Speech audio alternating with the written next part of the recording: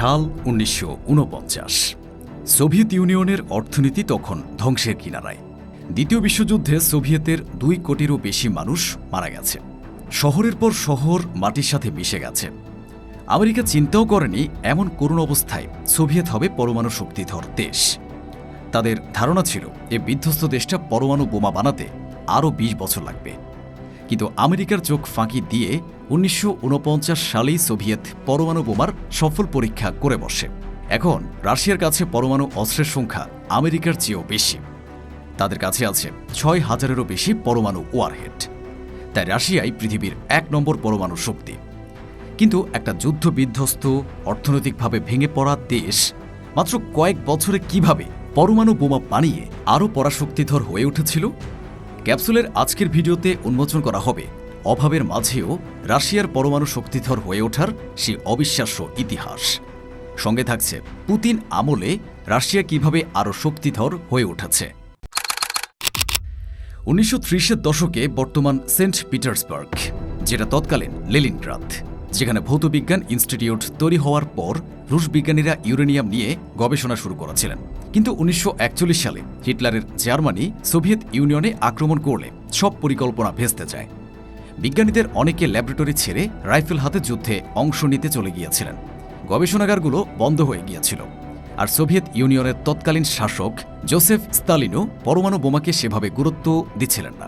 তার কাছে এটা ছিল পশ্চিমের বুর্জোয়াদের তাত্ত্বিক খেলা। তবে ১৯৪২ সালে একটি অদ্ভুত ঘটনা সব বদলে দিয়েছিল।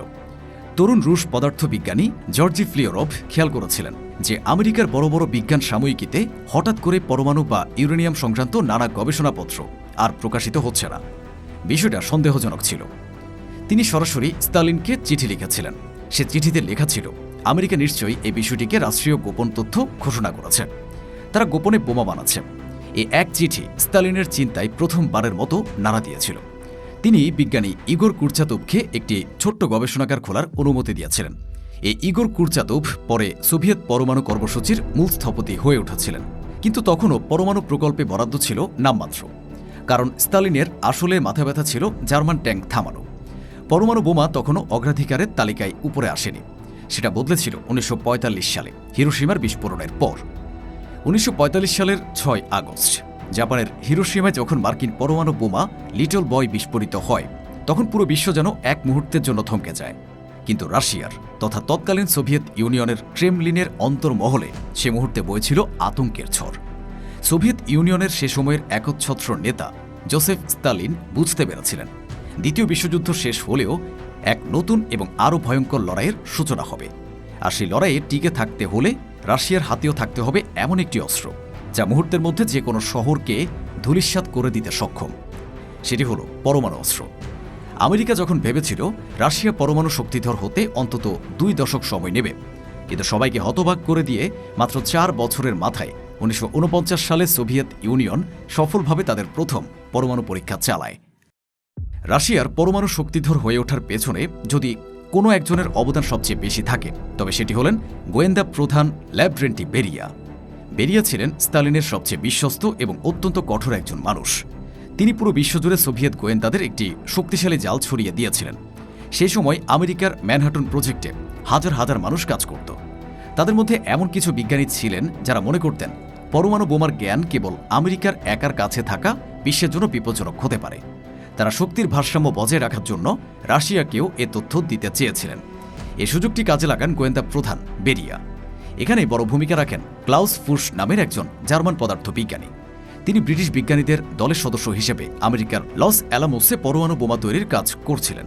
ফুশ মনে প্রাণে সাম্যবাদে বিশ্বাসী ছিলেন, তাই তিনি গোপনে সোভিয়েত গোয়েন্দা আলেকজান্ডার ফিক লিসভের সাথে যোগাযোগ করেন। ফুশ কেবল বোমার তাত্ত্বিক ধারণা দিয়ে ক্ষান্ত হননি। তিনি সরাসরি আমেরিকার ফ্যাটম্যান বোমার নকশা, বিস্ফোরণের গাণিতিক হিসাব এবং অত্যন্ত গোপনীয় ড্রয়িং পাচার করে দেন। এই তথ্যগুলো পাচার হওয়ার পর রাশিয়ার বিজ্ঞানীদের কাজ অনেক সহজ হয়ে যায়। গোয়েন্দা তথ্যের পরিমাণ এত বেশি ছিল যে প্রধান বিজ্ঞানী ইগোর কুরচাতোভ মাঝে মাঝে দ্বিধায় পড়ে যেতেন। তার মনে হতো তিনি বিজ্ঞান চর্চা করছেন না, বরং কোনো গোয়েন্দা রিপোর্ট পড়ছেন। তবে এ তথ্যগুলো রাশিয়ার জন্য আশীর্বাদ হয়ে এসেছিল। আমেরিকার বিজ্ঞানীরা যে ভুলগুলো করে বছরের পর বছর সময় নষ্ট করেছিল, রুশ বিজ্ঞানীদের সেই ভুলগুলো আর করতে হয়নি।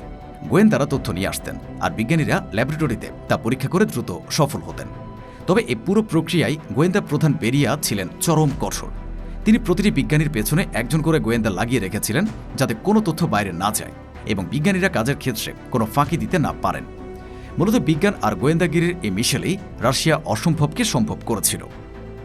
আমেরিকা থেকে পাচার হয়ে আসা পরমাণু বোমার সে গোপন নকশা তো হাতে এলো, কিন্তু সেগুলো বাস্তবে রূপ দেওয়ার জন্য রাশিয়ার দরকার ছিল জনমানবহীন এক বিশাল কারখানা।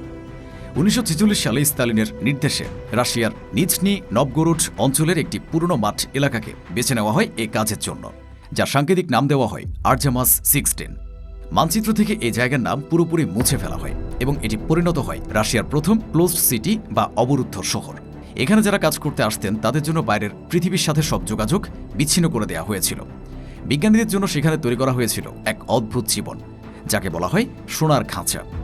একদিকে তাদের জন্য ছিল রাজকীয় সব আয়োজন, দামি মদ এবং ভালো খাবার, যা যুদ্ধবিধ্বস্ত রাশিয়ার সাধারণ মানুষ কল্পনাও করতে পারত না। কিন্তু অন্যদিকে ছিল চরম আতঙ্ক আর পরাধীনতা। বিজ্ঞানীদের বলা হতো ভলান্টিয়ার প্রিজনার বা স্বেচ্ছায় বন্দী।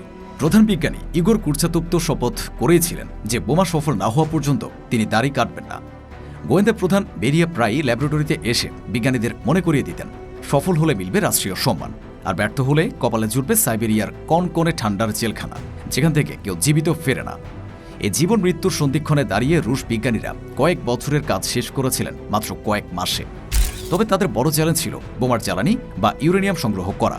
রাশিয়ার নিজের কাছে তখন পর্যন্ত পর্যাপ্ত ইউরেনিয়াম ছিল না, তাই তারা দ্বিতীয় বিশ্বযুদ্ধে দখলকৃত পূর্ব জার্মানি এবং চেকস্লোভাকিয়ার খনিগুলো থেকে আকরিক সংগ্রহ করে তাদের পরমাণু স্বপ্নকে বাস্তবে রূপ দিতে থাকে। সময়টা 1949 সালের 29 আগস্ট ভোরবেলা। স্থান কাজাখস্তানের সেমিপালাতিনস্ক মরুভূমি। সেখানে একটি বিশাল লোহার টাওয়ারের উপর বসানো হয় রাশিয়ার প্রথম পরমাণু বোমা RDS-1। পুরো বিশ্ব তখনও জানে না যে কয়েক সেকেন্ডের মধ্যে ইতিহাস বদলে যেতে চলেছে। মস্কোতে বসে স্বয়ং স্তালিন তখন অধীর আগ্রহে একটি ফোন কলের অপেক্ষায়। এরপরই ঘটে বিস্ফোরণ। বিস্ফোরণের ফলে মনে হয়েছিল মরুভূমির বুকে যেন দ্বিতীয় একটি সূর্যের জন্ম হয়েছে।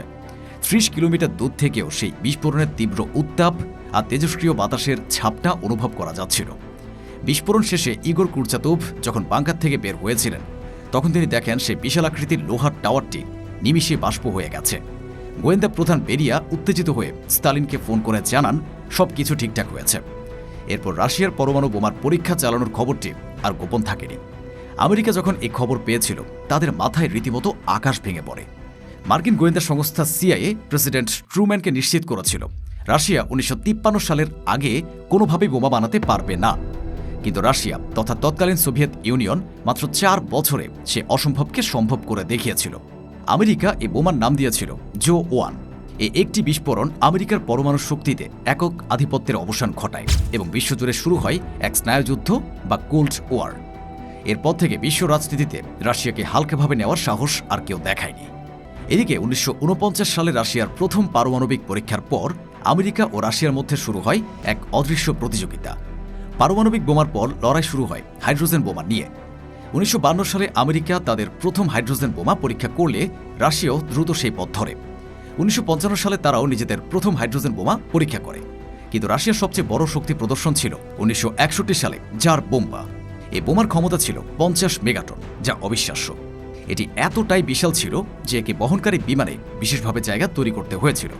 1961 সালের 30 অক্টোবর যখন জার বোম্বা আর্কটিক সাগরের নোভা জেমলিয়া দ্বীপে ফেলা হয়, তখন যে বিস্ফোরণ ঘটেছিল তা মানব ইতিহাসের সবচেয়ে শক্তিশালী কৃত্রিম বিস্ফোরণ।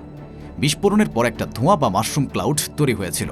তার উচ্চতা ছিল 64 কিলোমিটার, যা মাউন্ট এভারেস্টের চেয়েও 7 গুণ বেশি উঁচু। 100 কিলোমিটার দূরের মানুষের গায়ের চামড়া পুড়ে যাওয়ার মতো তীব্র তাপ উৎপন্ন হয়েছিল সেই মুহূর্তে। এমনকি ফিনল্যান্ড আর নরওয়ের জানালার কাছেও এই বিস্ফোরণের কম্পনে ভেঙে পড়েছিল। রাশিয়ার এই দানবীয় শক্তির দাপট দেখেই আমেরিকা শেষ পর্যন্ত তাদের সাথে অস্ত্র নিয়ন্ত্রণের ব্যাপারে আলোচনা শুরু করতে বাধ্য হয়। সোভিয়েত ইউনিয়ন ভেঙে যাওয়ার পর রাশিয়ার পরমাণু অস্ত্রাগারের ভবিষ্যৎ নিয়ে পুরো বিশ্ব চিন্তিত ছিল। কিন্তু ভ্লাদিমির পুতিন ক্ষমতায় আসার পর এই খাতের আমূল পরিবর্তন ঘটান।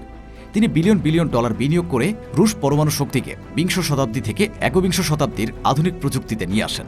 বর্তমান রাশিয়ার মূল কৌশল হল শত্রুর চেয়ে সবসময় এক পা এগিয়ে থাকা। রাশিয়া এখন বিশ্বের অন্যতম শক্তিশালী নিউক্লিয়ার ট্রায়াডের অধিকারী। এর অর্থ হল ভূমি, আকাশ এবং সমুদ্র, এই 3 মাধ্যম থেকে তারা পরমাণু হামলা চালাতে সক্ষম। বিশেষ করে রাশিয়ার সাইলেন্ট সাবমেরিনগুলো সমুদ্রের তলদেশ থেকে যে কোনো মুহূর্তে মারণাস্ত্র ছুটতে পারে। তবে পুতিনের ঝুড়িতে এমন কিছু অস্ত্র আছে যা পশ্চিমাদের রাতের ঘুম কেড়ে নিয়েছে। এর মধ্যে সবচেয়ে ভয়াবহ হল সারমাট, যাকে পশ্চিমা বিশ্ব ডাকে শয়তান 2 নামে। এ দানবীয় মিসাইলটি উত্তর মেরু হোক বা দক্ষিণ মেরু যে কোনো দিক দিয়ে ঘুরে গিয়ে আমেরিকায় আঘাত আনতে পারে। বর্তমান পৃথিবীর কোনো প্রতিরক্ষা ব্যবস্থা বা ইন্টারসেপ্টর একে মাঝপথে আটকাতে পারবে না। এর সাথে যুক্ত হয়েছে অ্যাভানগার্ডের মতো হাইপারসনিক মিসাইল, যা শব্দের চেয়ে প্রায় 27 গুণ দ্রুতগতিতে লক্ষ্যবস্তুর দিকে ধেয়ে যায়। এত দ্রুতগতির কোনো বস্তুকে ট্র্যাক করা রাডারের পক্ষেও প্রায় অসম্ভব।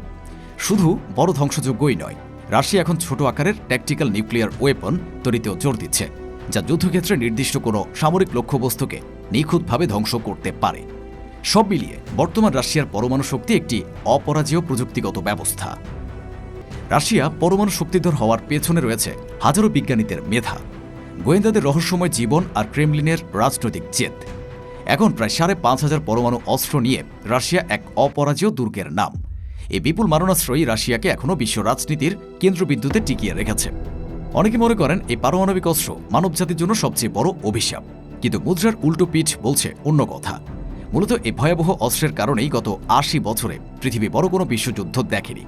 কারণ এই দুই পক্ষই জানে এই যুদ্ধে কোনো বিজয়ী থাকবে না, থাকবে শুধু ধ্বংসাবশেষ। রাশিয়ার ইতিহাস মনে করিয়ে দেয়, পরমাণু শক্তিতে পিছিয়ে পড়া মানেই বিশ্ব রাজনীতিতে পিছিয়ে পড়া। এই নির্মম সত্যটি জোসেফ স্তালিন থেকে শুরু করে বর্তমান ভ্লাদিমির পুতিন পর্যন্ত প্রতিটি রুশ নেতাই অনুধাবন করেছিলেন। আর সেই জেদ থেকে দ্বিতীয় বিশ্বযুদ্ধের ধুলোয় মিশে যাওয়া এক দেশ এখন পৃথিবীর ১ নম্বর পরমাণু শক্তি।